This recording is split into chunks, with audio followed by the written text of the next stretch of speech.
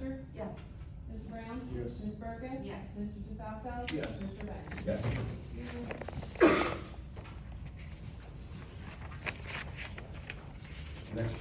Next up is we have an ordinance. This is by first reading by title only, so we are not taking any public comments on this particular ordinance. Ordinance 2025-12, amending chapter 187, Parks and Recreation Areas to clarify prohibited conduct, cooking permit requirements, damage restitution, and responsibility for juvenile offenses. Can we get a motion? Motion to approve? We have it first, Second. and we have a second. Roll call, please. Ms. Astor? Yes. Mr. Brown? Yes. Ms. Burkus? Yes. Mr. DeFalco? Yes. Mr. Banks? Yes. Public comment for, this ordinance is just passed would be only for second reading only. So now we have ordinance for second reading and public hearing. So we have ordinance, so we will be taking public comments on each ordinance. So ordinance 2025-8, amending ordinance 2021-1 of the Township of Mount Holly. Do we have any, before we take the motion, do we have any questions in regards to this ordinance? About comments, or do you have to take a motion before you take comments? Do you have a comment? You have a comment? For this ordinance? Yes.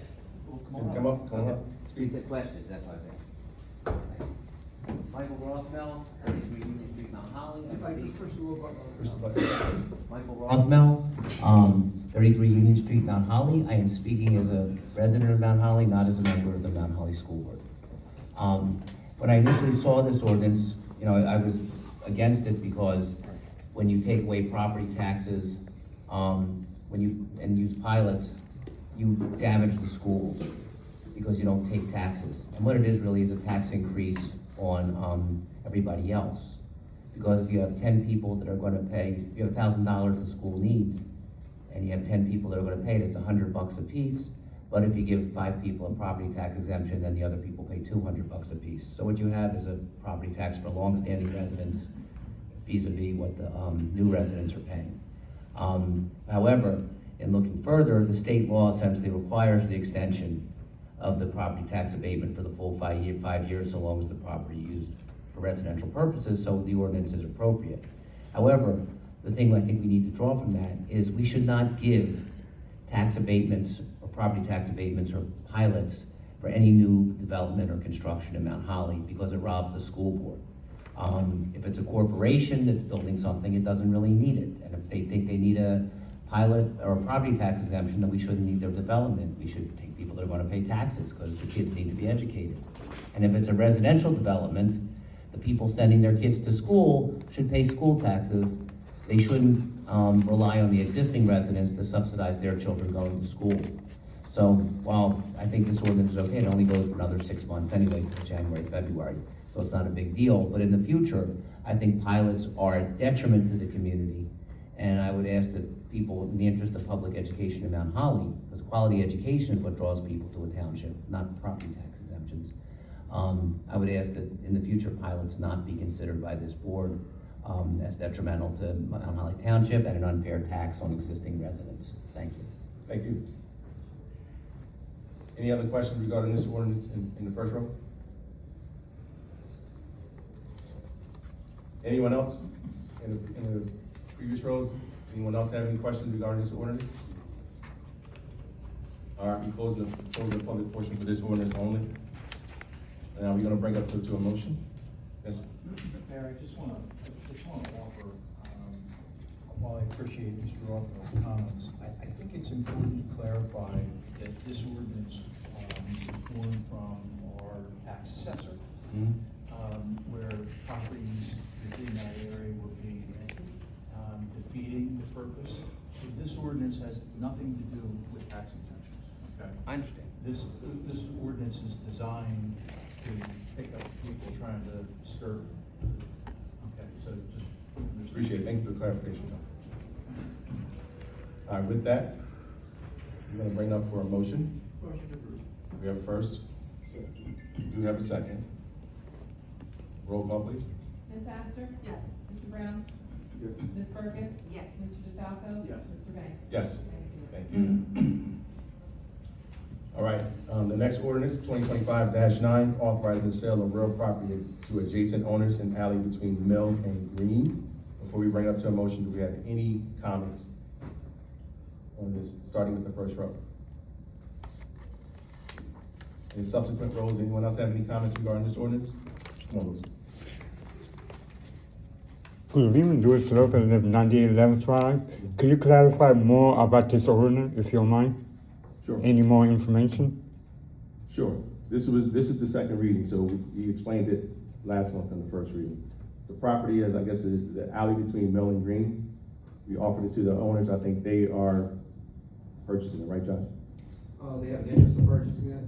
One of the owners had recently bought a property and I guess has been maintaining the property. He wanted to know who owned it since the survey said that the township owned it.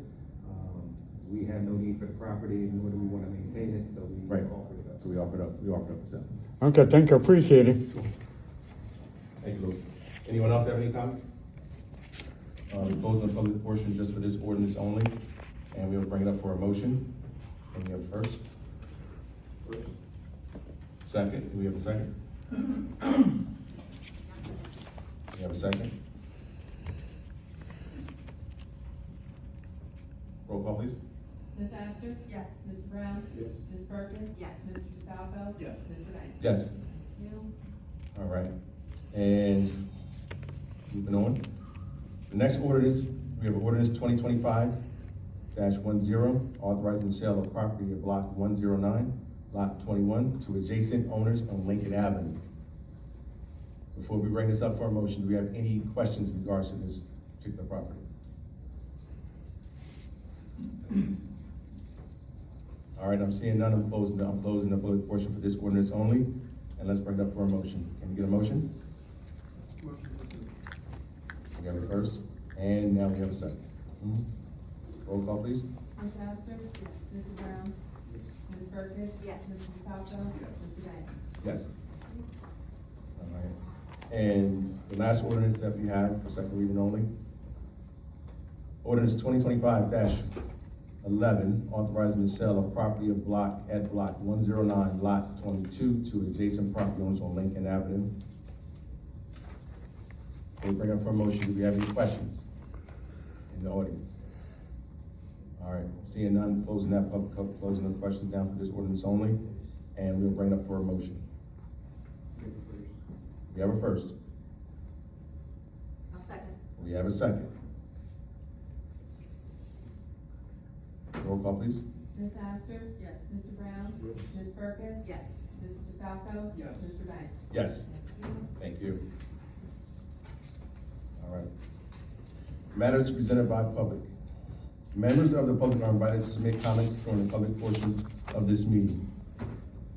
The council pursuant to the Open Public Meetings Act will not publicly discuss personnel matters and may choose not to respond to comments made by members of the public during this portion of the meeting. However, council will give all comments the appropriate consideration and refer all individual complaints to the township manager or appropriate representative for resolution. Each citizen will be allotted up to 4 minutes to speak in order to allow everyone an opportunity to express their opinions and or concerns. So we're gonna start by row. Anyone in the first row that would like to speak?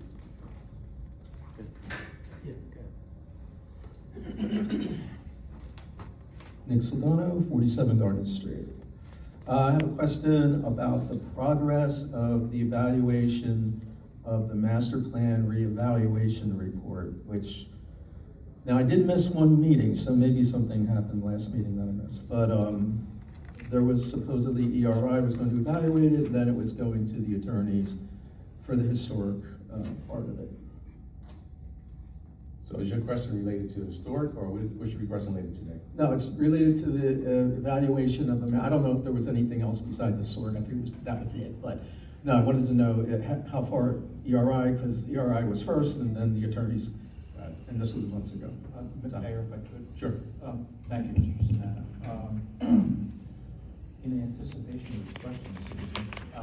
In anticipation of this question, I spoke with ERI today. We have a meeting tomorrow with them at 2:00 to sort out that element of the master plan.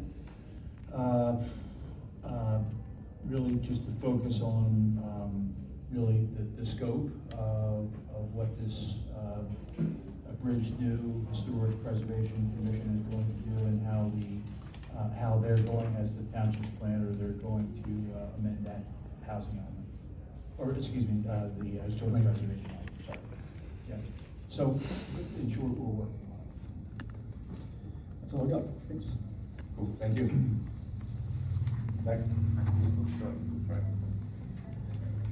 Michael Rothfeld, 33 Union Street. Just wondering about the progress of the sale of Shoestring, if there have been any offers, if it's been advertised, what's the status of that building? Sure. Mr. Rockville, I spoke actually with Mr. Kennedy today about that issue. I asked him specifically how he's going to market the property.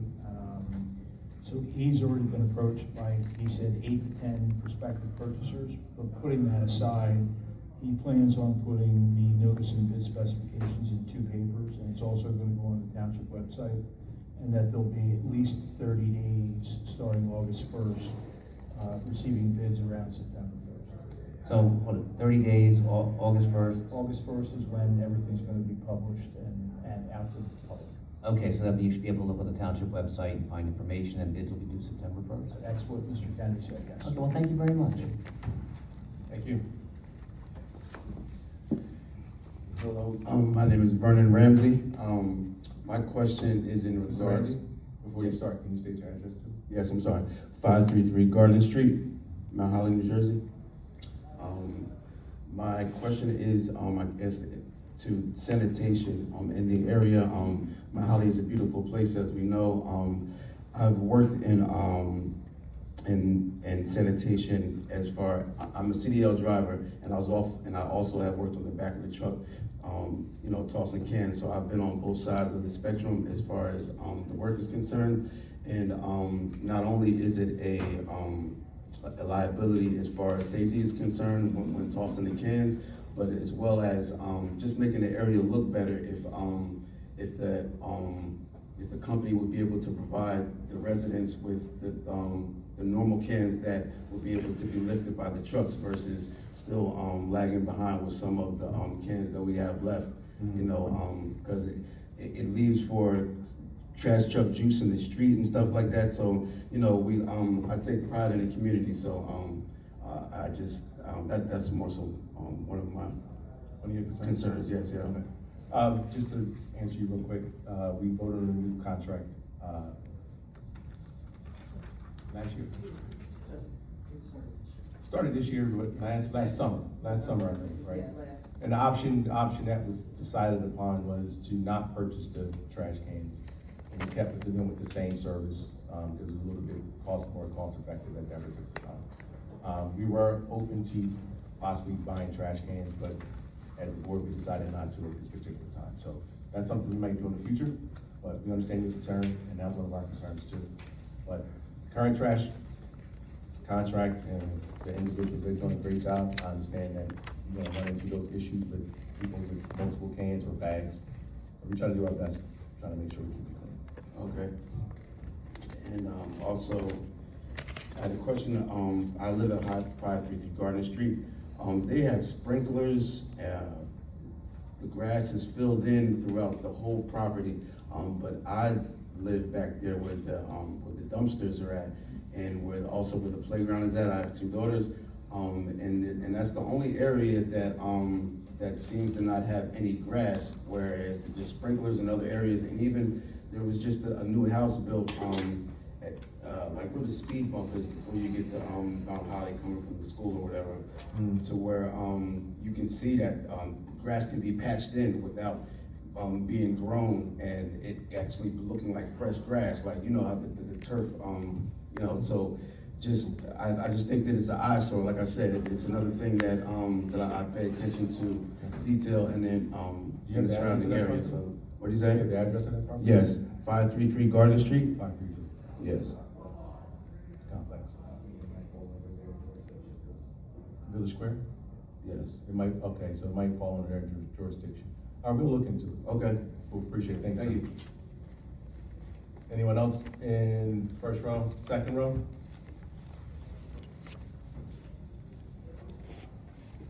Good evening, Louis Open 98 Levels Drive.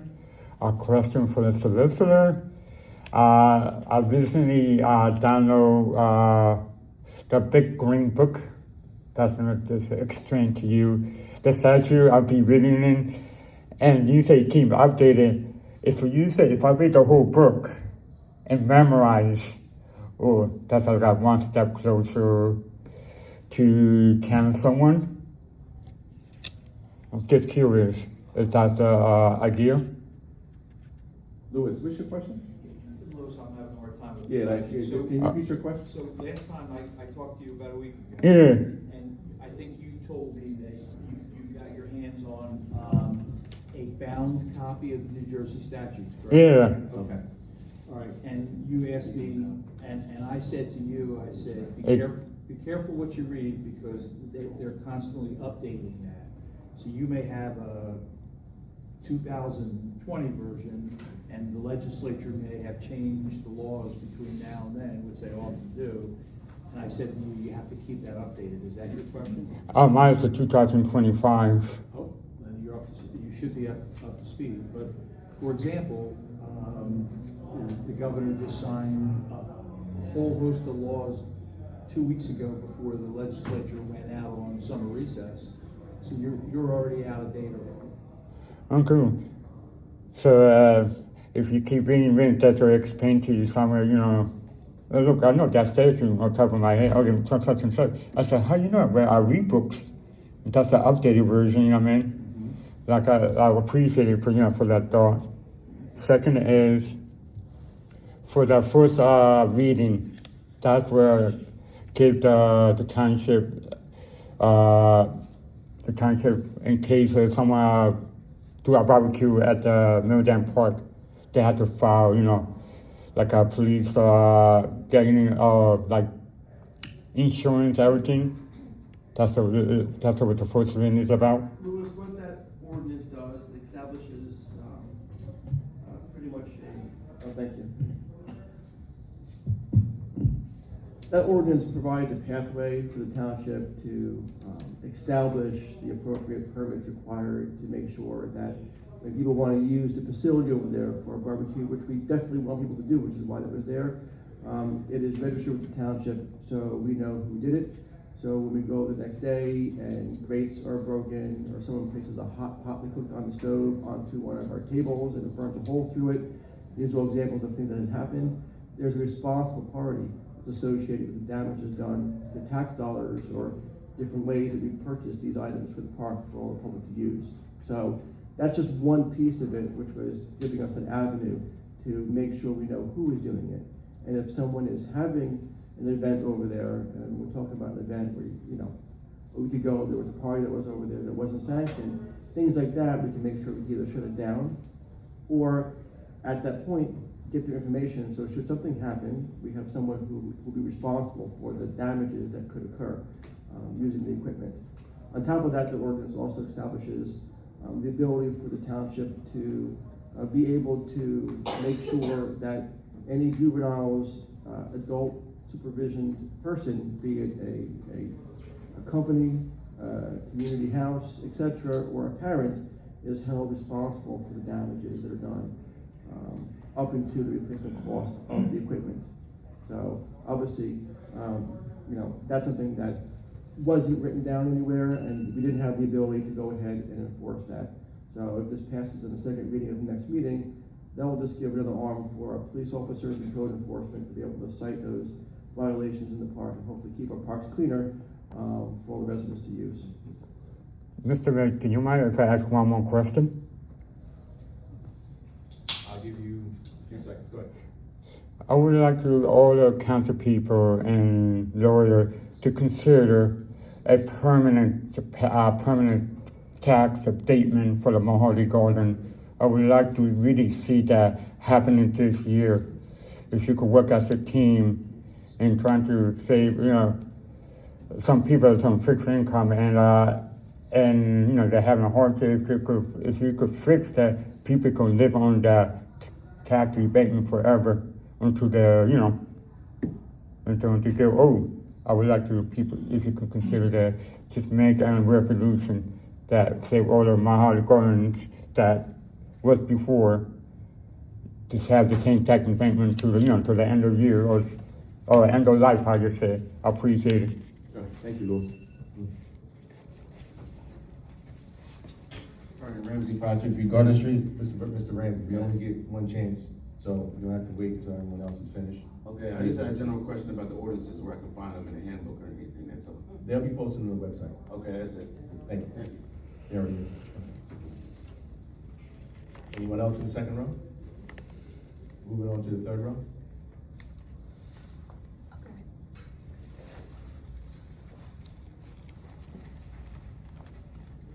Hi, Leslie Berry, 40 Front Street.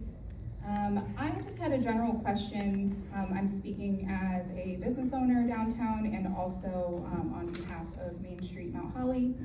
Main Street recently sponsored a temporary art installation downtown, and it was brought to my attention that when the artist came to paint that temporary installation, there was human waste that was in the general vicinity, and there was a question about who to call in that instance to have it taken care of. She initially called Public Works, and they communicated to her that that was a biohazard, which understandably, but if that's the case, then what is the proper protocol in that situation? Because I know that that's not an isolated incident. Not that it happens all the time, but I know it's not the first time. I mean, that, for the most part, that was an isolated incident, but moving forward, hopefully we'll have the UEZ clean team be able to take care of that stuff. Okay, all right, thank you. Thank you.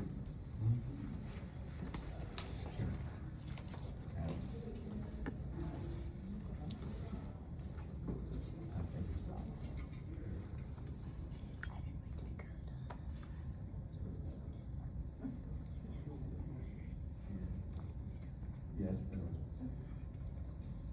Sure. Sorry. Next. Hi, Amber Kopervas, 100 Madison Avenue. First, I want to say the 4th of July thing was great. Even despite the clouds were coming in, I'm glad we didn't have to cancel. I know that can always be tricky, and people aren't happy no matter what you do when it's a weather event. So. I think the first time in a long time it missed us. Yeah. So my first question is about the ordinance that had the first reading tonight. And I did, right before I left, read the Facebook post from the Mount Holly Police Department as well, and I understand the concerns that they laid out.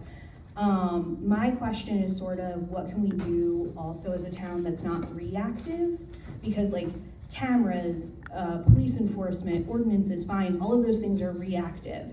And I'm not saying that there's like never a time and place to find out who did what, but this seems to be kind of like a recurring conversation that we have teenagers, we have young kids, they're out, they don't seem to have enough to do, and like finding their parents won't eliminate that problem. So I think that there needs to be some serious investment in programming. Like I know we have the summer camp, which is wonderful, but especially for some of like the older kids to teenagers, it doesn't seem like there's enough to keep them busy. And not that that's the end all be all either for all things, but I think that has to be at least a co-equal part of addressing this problem, because when they don't have anywhere else to take that, also we know like kids aren't great decision makers, you know, and the fine going from $200 to $1,000 means nothing to a 15-year-old. And so I would just really like to see, you know, something in that line also be there, because we can't just kind of tell them, no, don't do this. We need to have, but you can do this, this, and this.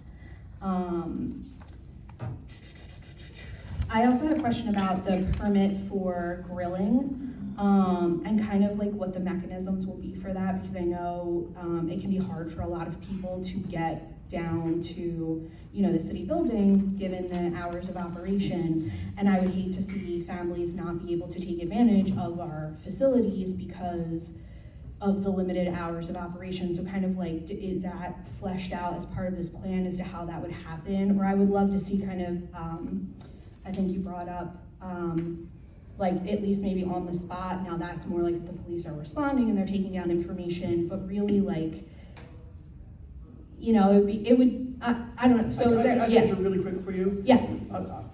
Obviously, the passing of the ordinance gives us the ability to start having a conversation, how we're gonna handle that functionality.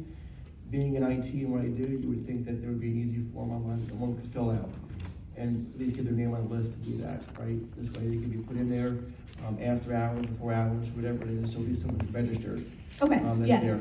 Now, the collection of any money, if there's a fee associated with that, that was to figure out if that has to be something that gets put in before or after, maybe after, because it has to be an inspection done to make sure that the facility isn't ruined after a party's on there and there's grates that are missing, et cetera. So then we know how much you're gonna pay if you ruin something. So again, that just gives the avenue to have the conversation. It's not set in stone yet. Okay, Yeah. yeah, and I think having it be online then would be a great option, and maybe if it's, you know, a $25 fee, you pay it right there and then have the follow-up after. I then, did have some questions about, in the ordinance, about the UEZ's, Clean Team project, kind of like what that entailed, because I didn't find anything in their last, meeting agenda was posted from January. So just, I was curious as to what that involved. I'll answer you, but I'll Yeah. let you, do you have any more things you want to talk More about? things? I don't want to cut off your time, so if you want to. Yeah, okay, thanks. Afterwards. And so I also just had a question about the California honey cannabis, business application. I would think not, given the name, but I don't want to assume, are they local? Like, are they, or is this like, sort of like a franchise of some kind, or is this? This was already approved. This is the delivery service that's working with Mass Grow. Oh, okay, all right, cool. And then the last thing that I have is just a quick comment in the back. I have a couple of sign-up sheets. We're looking for volunteers for the Witches Bazaar on Saturday, October 18th in Millrace Village. Lots of vendors already signed up, lots of people are already volunteering. If you want to throw down your information, if you're interested in having something like that in town, I think it's going to be a time and a half. Cool, thank you. All right, thanks.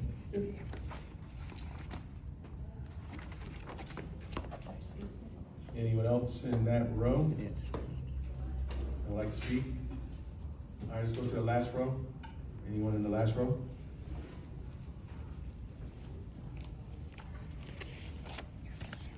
Hello, Tammy Risotto, 125 Washington Street.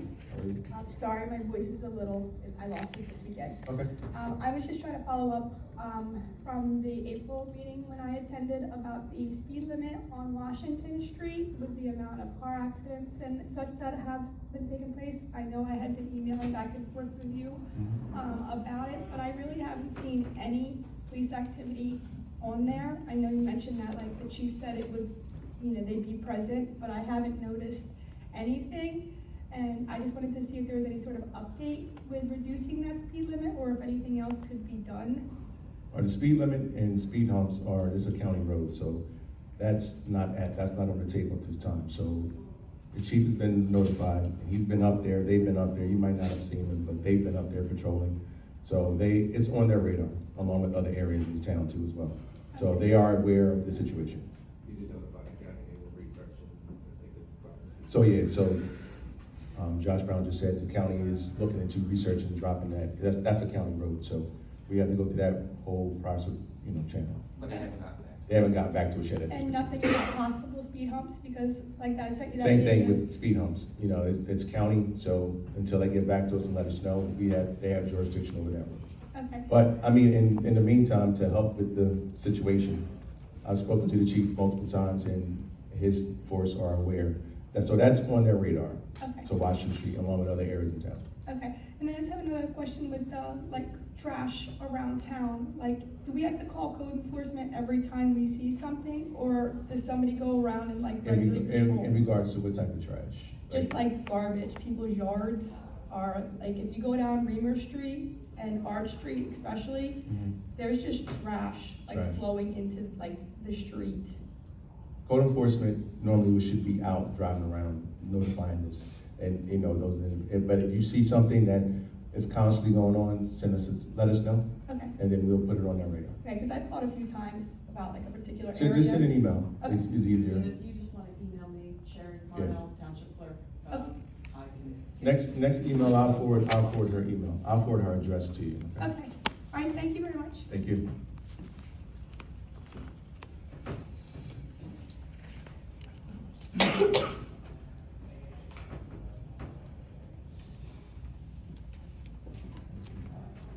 Hey everybody, good evening. Jennifer Musial, 9 Manor Terrace. I want to first say thank you to our folks who are out picking up the brown bags. I produce a lot of those because I'm a gardener, and it's been like pretty quick pickups this summer, and I really appreciate it. So thank you to the people who work in our public works who are out doing that. My question is also about Ordinance 2512, and Mr. DeFalco, I heard you say that approving this at the next meeting allows another conversation to get kickstarted about the details of it. Is that typically what happens? It seems kind of preliminary to pass an ordinance and then figure it out later, to me, but I'm just wondering.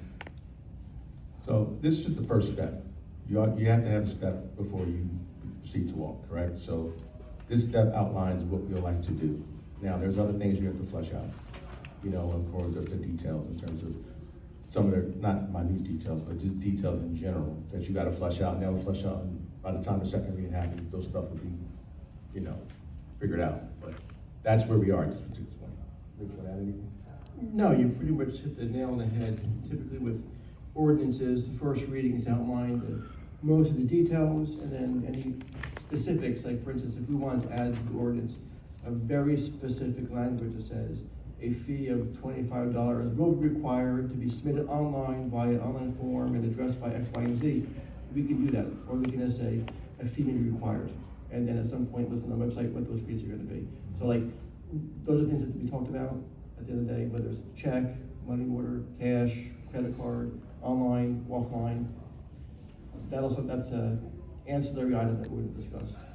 Gotcha, okay, because I was thinking it feels like odd to me to vote on something and then later on you find out if the implementation is not what you would have voted for. So that was my question, but I do have actual more specific questions about the ordinance.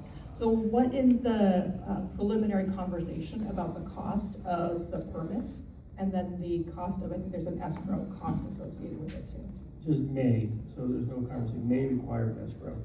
So for example, if you are someone who, at one point in the past, decided to have a party at the park, and you caused damages at the park, the next time you want to reserve it, you may be required to deposit more money in advance in order to make sure that you don't damage it again. And if the park is clean when you're done, like anything else, that will be returned back to you, the same way that we expect our stuff to be treated when it's used. Craig, the reason I'm asking about cost too is that it should be something that's accessible for everybody, not only be able to pay for. Because sometimes when you put these things, they become barriers to actually using the service, right? So that's my first question. I also echo my friend Amber's comment about being able to have accessible ways of accessing payment for the permit. So paying online versus having to come into the township office also makes that a more accessible service. And then my other, I guess the latter half of the questions, if you will, are about the enforcement. So it's mentioned that security cameras will be used, both visible and maybe a bit more inconspicuous. Who monitors those cameras and how long is the footage kept for? The police will monitor the footage.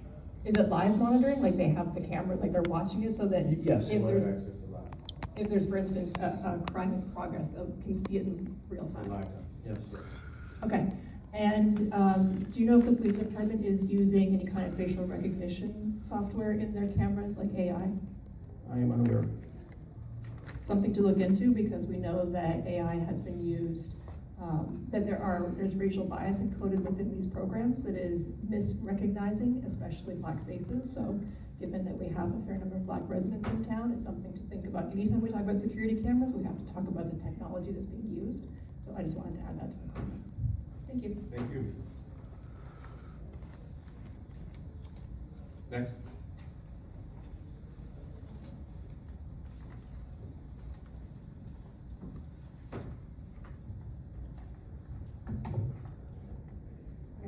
Aisha Carroll. I live at 15 Paxson Street. I want to quote an ordinance. I'm not sure if it's an ordinance. First, I want to say, please forgive me if I stumble over my words. I am recovering from a concussion, and I am not always able to express myself the way that I usually am. International Property Management Code, Section 304.7 states, the roof and flashing shall be sound, tight, and not have defects to emit rain. Roof damage shall be adequate to prevent dampness or deterioration in the walls or interior portions of the structure. Roof drains, gutters, and downspouts shall be maintained in good repair and free of obstructions. Roof water shall not be discharged in a manner that creates a public nuisance. I have been dealing with an issue with 17 Paxson Street for the last 2 years.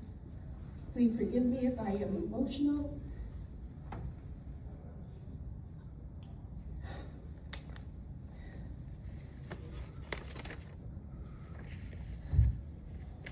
I started to aggressively send emails to the township. In April of 2025, I sent emails to code enforcement, to council members. Also, I sent emails to the mayor as well as other individuals within the township. No one has taken accountability. I have been suffering, as well as my children, with severe allergies as well as respiratory situations with our body as a result of leaks and mold in my home that are spreading as a result of 17 Paxson Street. ANCDI Property Management Company has been the one managing that property. They have refused to do any repairs. The landlord has refused to do any repairs. I have sent several emails, several roofer contractor reports, as well as several different reports from other inspections, and no one has done anything to help me. I was assaulted inside my home, and as a result, I have permanent injuries, and I'm not able to move out of my home as a result because of the labor who is refusing to do any repairs to his property. I do not look like it's anything wrong with me, but I have several injuries in my back as well as my brain. This has been a torturous experience to deal with and live through every day of my life since August 11th of 2024. No one in the township, code enforcement, construction zone and officer, no one has done anything to help remediate the situation. There are tenants inside that property that are also experiencing extreme habitability issues with that property. The property is dilapidating. There's a tree that is over my house from that property that is literally about to fall on my property. No one is choosing to do anything.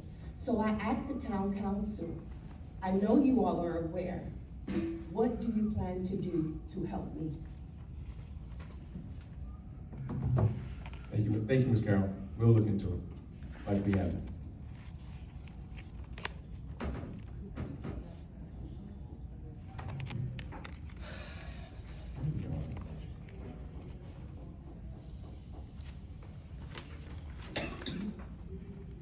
Anyone else?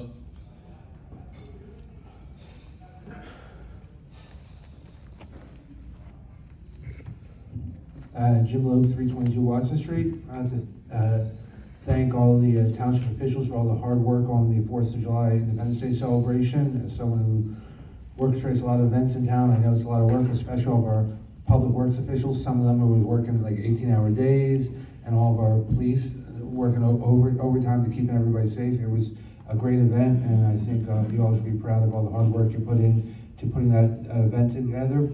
And just my 2 cents about the park ordinance about it. I think it's a good idea. Just when you go through implementing, you should think about, like some other people have remarked, online registration. If you look at the county for their county parks for their events, from the Lyceum to Smithville to the prison, etc., They have an online registration system where you can see if the park is reserved or not reserved, which will probably save a lot of anguish and heartache with people that, oh, I'm not gonna reserve it because I'm not using the grills, but I want to use the pavilion, and you show up for your kid's, fifth birthday party, and there's 150 people already in the pavilion, or that group gets there first, and you have a permit, and then you tell somebody with their kid's party, oh, you gotta hit the road. I think it could cause some issues, both for the pavilion, but it's also be nice for for some of the park facilities, from the pickleball courts to the basketball courts to, I understand we're renovating the football field, so we have a lot of great sporting and recreational events coming up in the town that's really blossoming. I think it would help more efficiently take care of stuff, but I think it's a great step in the right direction. Just on the implementation end of it, just consider that to make it better. Once again, great job with everybody on the 4th of July celebration, from public safety to public works to the township officials. You did a great job once again. Thank you, Mr. Lowe. Anyone else in those following rows? All right, seeing none. Mayor, may I come up with a comment? No, you already had a chance. Like I said, afterwards you could. If I decide we're gonna move on right now, we're gonna close the public portion. Thank you, Nick. Seeing none, so we're gonna move on.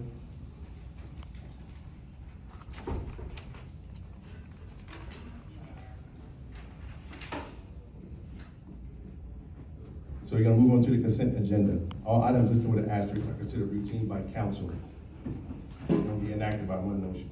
Should a council member wish to discuss a consent agenda item separately, that item can be removed from the consent agenda and considered in its normal sequence. Before we begin, do you have any questions in regards to any resolutions that's on the docket? Do you have any questions? Okay. So we can take all these resolutions, starting from resolutions number 2025, 89, 90, 91, 92, 93, the approval of the bill list report, the approval of the department head reports, all in one motion. And can we get, so we have a motion, can we get first? Motion to approve consent agenda. We have a first. And we have a second. Roll call, please. Ms. Astor? Yes. Mr. Brown? Ms. Burkus? Yes. Mr. DeFalco? Yes. Mr. Banks? Yes. Thank you. All right, those matters have passed. Matters reported by the township manager. Josh, you have anything? Thank you. All right, Solicitor Tom, you have any questions? Thank you, Mayor. Nothing further. Okay, let's start with the council, starting with Ms. Burkus. Okay, I don't want to tell anybody something. Of course, I can do that. Just a few quick things for everybody. There's a woman's lake cleanup happening this coming Saturday, the 19th. So if you've got some time, please come out and join that cleanup. I wanted to thank everybody who participated in, volunteered for, organized. Special shout out to Rich in regards to the Independence Day celebration. I'm usually away, so I don't get to see it, but I will say that from afar, I was watching social media, and there was just so much like raving about how wonderful it was, and the fireworks were amazing and all of that, so I know how much work that was. I appreciate everybody involved, Public Works, the police, all of the volunteers, so great appreciation for that, and I hope everybody's got some rest since then. And then just wanted to say one thing about the ordinance in regards to kind of locking things down a little bit over at the park. I've had several conversations with some of the council folks in regards to that. I feel like this is important, and it's important that there are rules and regulations and a way to enforce them. I think that's great. I think it's a step in the right direction. I also think, anecdotally, it sounds like things have been a little bit of a wreck over there. We've been needing to go over and clean up again and again and again. So I feel like it's an urgent need right now to lock that down. I feel like that's the stick. And I agree that we also need a carrot for our youth to be, and that is in agreement with what some of you are saying, which is giving them something to do, teaching them new skills, getting them involved in new things, not just sports, also arts, reading. There's a ton of different things that I think we can expand. And I think that that is something we should talk about with our rec department about.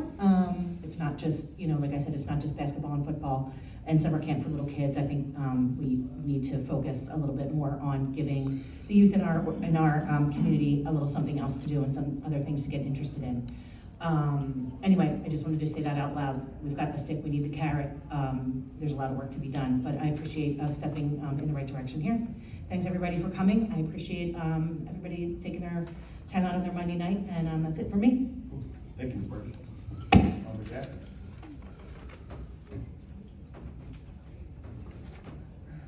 Okay, so in regards to the signs,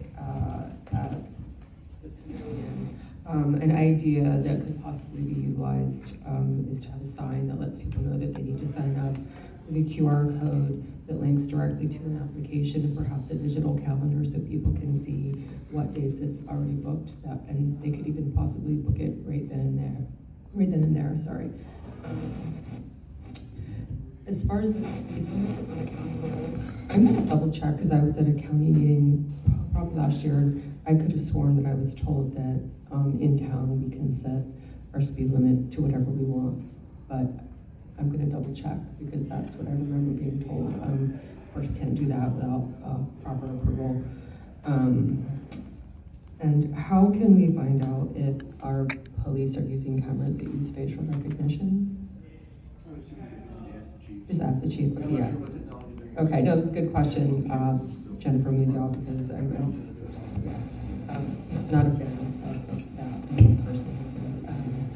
And people should know. Okay, I'll just talk really loud.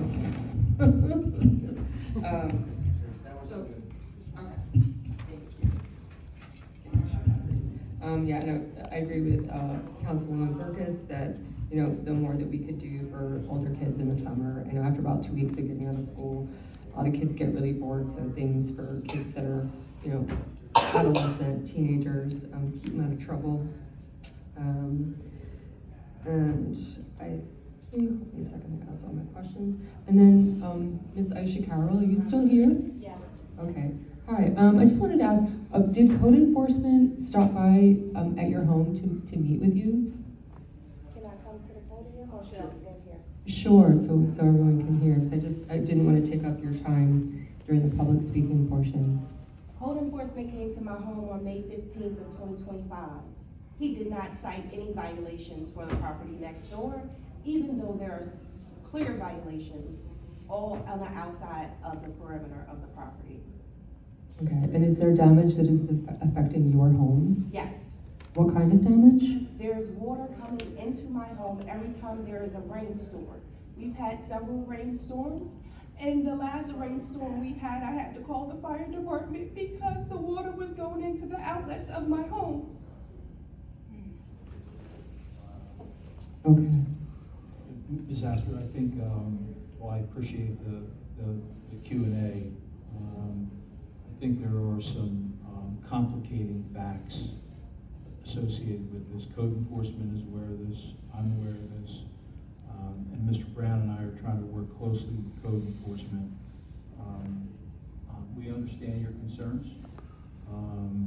I do think that this may be a private homeowner right of action.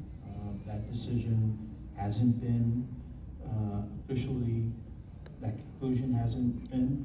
She certainly, Ms. Carroll certainly has a delinquent landlord next door that's not helping the situation. But I can tell you that we're actively working on this. That's good to hear. Can I ask a question? Sure. How long do I have to wait? I've been waiting 2 years. I don't have time frame for you, and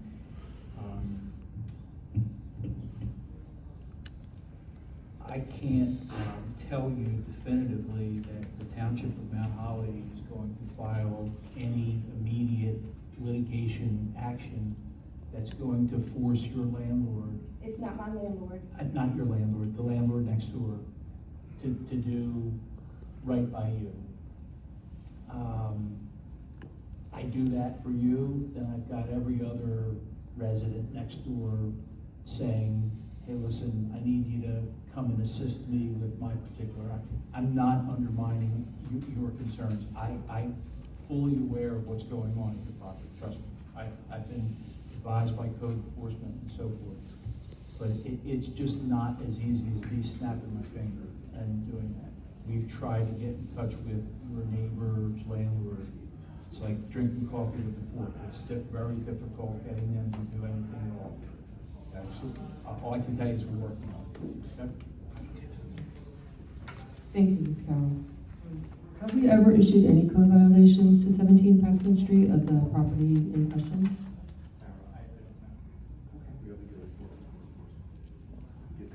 Okay, no, I'm not allowed to email the code enforcement officer, so I'll email Josh.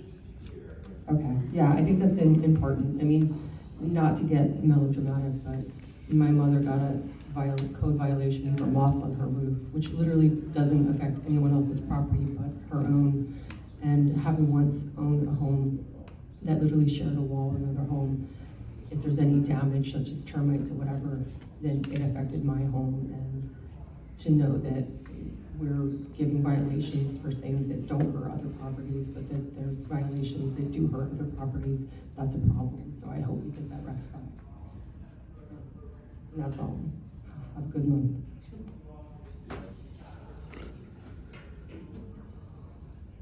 Mr. Brown? Okay, our next program in recreation, senior citizens. We're going to get to them on them for the 26th, and hopefully we'll have good weather. But I appreciate you guys coming, please, and I think everything will go right. We have that'll be our next thing that we have coming. And Spellbound's also is on that day. Yeah.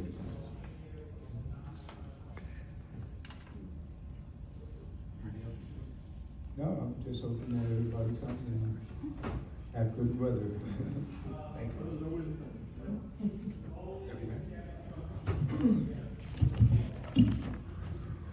Good evening, everyone. So just a couple of items from the public comment. Figured best to address them at the end of the meeting. Amber, you still here? Yeah. Sorry. So you had brought up some more information for the clean team. So part of an initiative, this kind of goes into another avenue, and I'm sorry, I forget the young lady's name who's on 125 Washington Street. But I know you're sitting back there. So part of the initiative of the UEZ zone, which I am the chair of, now that we're getting funding, is to be able to provide more services for the community. And with that is one of them is the clean team that Amber, you brought up and asked questions for. And the purpose of the clean team is to hire 4 individuals that work under the UEZ. So they'll work under the director of the UEZ director, and they'll be able to clean up within the UEZ zone. So that would be from the Acme all the way down to the T, up Washington Street, and including the parks that were recently moved into the UEZ zone.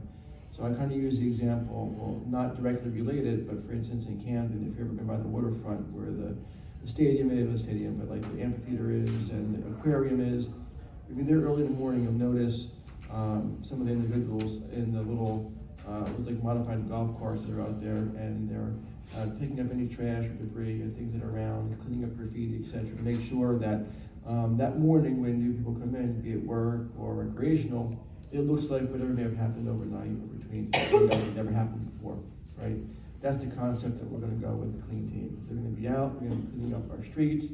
If there's graffiti, they'll be taking care of that. The idea is to make sure that the facilities that we have for all the residents are in pristine shape for all to use. That's the whole concept behind that clean team. And with that will come some purchases of some of those vehicles as well, because they'll need to be able to leave, whether the dispatch of Public Works with trash cans in the back and trash picking up materials, etc. They'll have the utilities that are needed to do the job most effectively, and that's what the clean team is about. In regards to the 125 Washington and speeding, obviously it is a county road, and we are bound by those restrictions in coordination with the county to make sure that we can do what we can do without them calling us and undoing what we think is the right way to handle things on their street.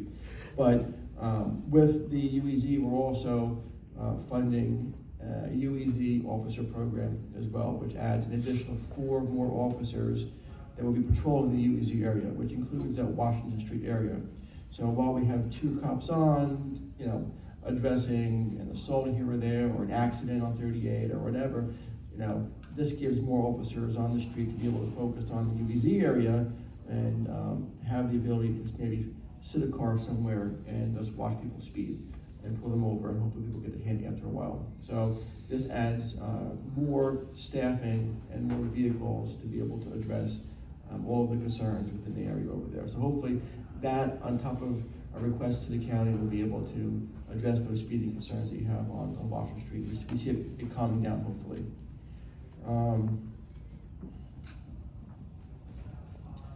I have this two recommendations, and we can take this offline too, as it pertains to parks and signing up for things like the use of the facilities. I do think the idea on online form is good. At the end of the day, reservation system, something's been on my mind to begin with, something we can implement on the website. But from a code enforcement standpoint, it kind of goes in the same hand to hand. I know Sherry has said during the public session, an email to Sherry would be great. But then at the end of the day, a lot of people have to go and open up like a traditional email client, and they have to put email in there and all the other kind of stuff to get the email to Sherry.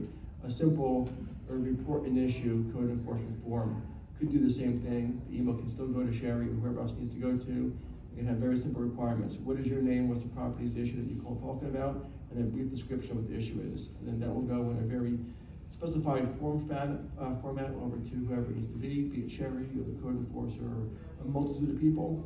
And then multiple eyes can go on it. So that may be something that we could look into as well. That may help expedite someone being able to do this from their phone or from a computer, or as you're walking by a house, going for a jog and saying, what is this going on over here? To submit it. Not that I want to give Sherry 100 things to submit it to in your email, but that might be an easy way to get it over to you. Yeah. So, and then lastly, I hope if everyone had a chance to come out or at least watch the fireworks a week and a half ago, that you had a good time. Just like people have mentioned, for some reason, I think all the stars and moons aligned, and storms did come, and they went north of us. Bordentown had to cancel the fireworks that evening because they got hail and wind, so everyone that was out had to go home. Mount Laurel was very close. I knew the guys that were running that over there, and they also got rain and hail. Right, with Mount Laurel, they were able to put their blankets next to their cars, so they went into the shelter while it passed, and then they were able to go ahead and let them walk. And we just got the nice cooling wind. It took the 95 degrees and brought it down to 70 really quick. So I, for one, am thankful for that because I was out there since like 6 in the morning. But in any case, I hope you had a good time. And I'll just double down what Lou said. We have the senior day coming on the same day of the Spellbound Century, which is the 26th of this month. So again, be mindful of the roads. There will be a lot of bikers. There's a bicycle sets in the morning, leaving multiple shifts. Make sure that you give them ample room to ride in their areas as well.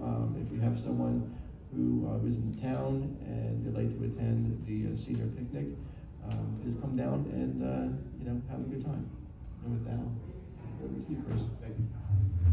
All right, I won't take too much of your time, but I'd like to appreciate everybody coming out with your concerns. We'll take notes of all the concerns and we'll be in touch. Thank you guys for all your updates too as well. Appreciate it to all my council members as well. I don't want to reiterate everything. I think they covered all the bases, but I'd like to thank you guys. Like I said, we have a few more events coming up, but like I said, everything is a work in progress, and we might make sure we're making progress. And I'd like to thank you guys. Our next meeting is going to be on August 11th, so we'll be here. If you have any questions, like I said, you can always reach out to us. Appreciate it. Thank you. And